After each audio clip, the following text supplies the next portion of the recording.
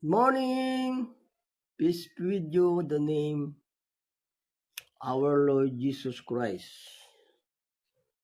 Our topic for today, walk the Spirit according God, about the commandment of God. Said God, walk the Spirit, our topic for today. Is this our topic, walk the Spirit? Walk the Spirit is you have a everlasting life. But you walk the flesh, the carnal mind is going to death.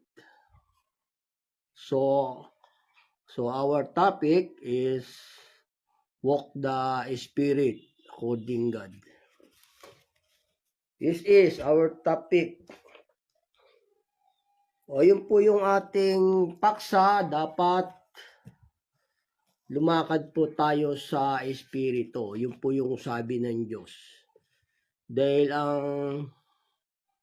kaisipan ng laman ay kamatayan. Ang kaisipan ng Espiritu, buhay at kapayapaan. Ganun po.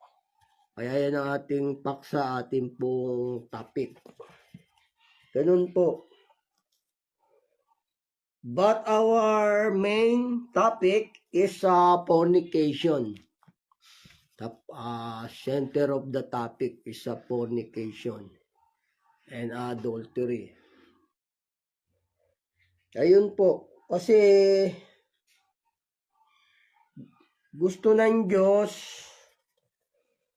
yung hindi tayo sobra sa laman. Ganun po. Gusto kasi ng Diyos hindi tayo sobra sa labis yung sa paggamit po ng laman. Kasi yung gawa ng laman, mga kahalayan, kalibugan, o ayaw ng Diyos yun. Pero yung kalibugan natin sa sarili lang nating asawa, okay po yun. Wala, dapat hindi po tayo sobra. Kasi gusto ng Diyos yung hindi tayo sobra sa paggamit ng laman. Kasi pagka yung sobra na sa paggamit ng laman, ng pakikiapid na po yun. Yun po yung lumalakad sa laman. Kasi gusto ng Diyos yung madala niya tayo sa yung